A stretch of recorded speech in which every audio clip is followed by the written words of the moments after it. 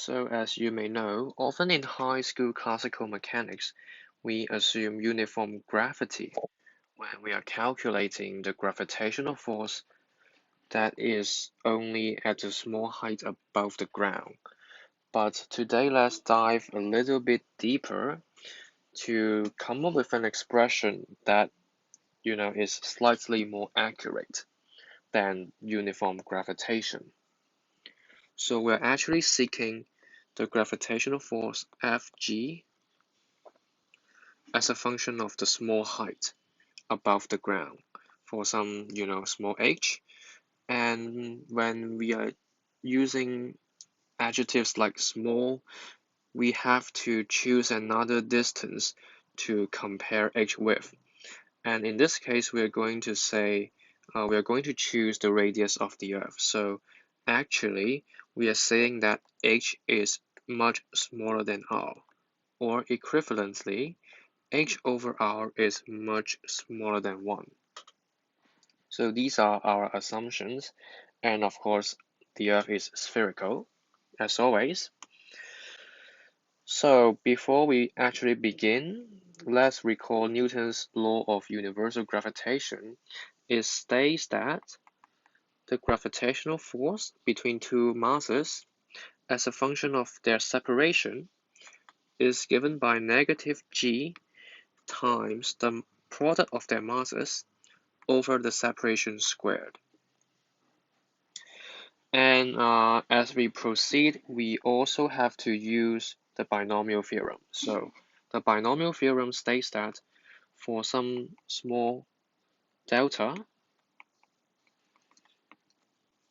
so again, what do we mean by small? We mean that delta is much less than 1. The binomial expansion of 1 plus delta to the power n will be approximately equal to 1 plus n delta. And in fact, the binomial theorem is also applicable to negative numbers.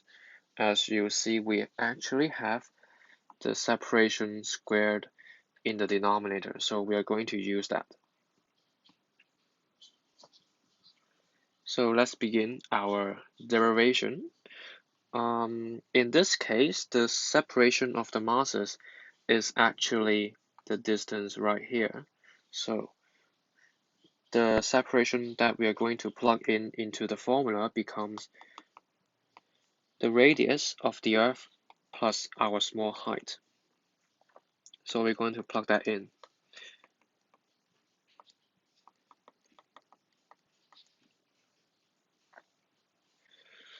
Now, again, we have to use the assumption that our height is much smaller than the radius of the Earth, and we somehow have to come up with the term right here in order to use the binomial theorem. And to do so, what we have to do is actually factor out the radius of the Earth in the denominator. But be careful because we actually have two factors. So we have to factor out an r squared down.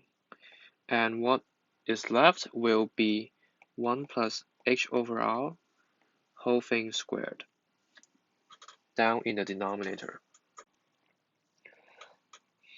And you see, if we have to use the binomial theorem, as I've just mentioned, we can bring it to the top, bring it to the denominator. Sorry, bring it to the numerator and turn the power into -2.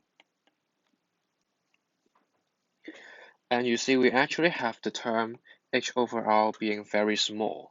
So this is our delta to be plugged in into the binomial theorem.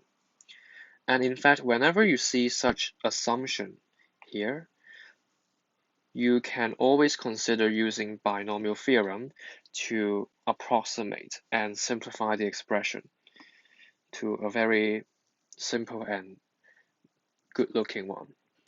So we can now use our binomial theorem to turn the bracket into 1 minus 2 times h over r.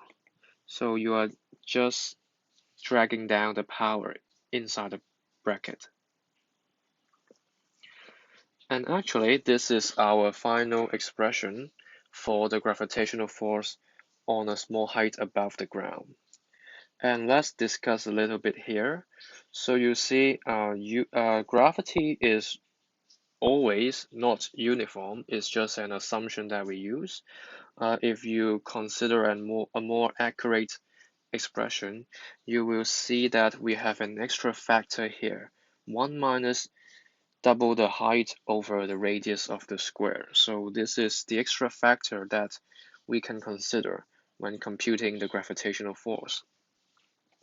And remember, an important assumption here is that the height above the ground has to be small when comparing with the radius of the Earth. So you see this formula is only here because we use binomial theorem. And if you say let h becomes r, then the whole gravitational force as predicted by this formula will become positive, which is impossible because the gravitational force is always negative. That means it is pointing radially inward towards the center of the Earth. So this is impossible. So bear in mind the assumption when you have to use this formula. And of course, one final thing, if you plug in h equals 0, so this is our final expression for the gravitational force as a function of the height. If you plug in h equals to 0, you actually end up with the big factor in front. So this also matches our original expectation that this is, when h is 0, the separation of the masses is just the radius of the Earth. So this makes complete sense. And if you like to be fancy, this is just f of g when height is 0 times this factor right here. And with that being said, we are done.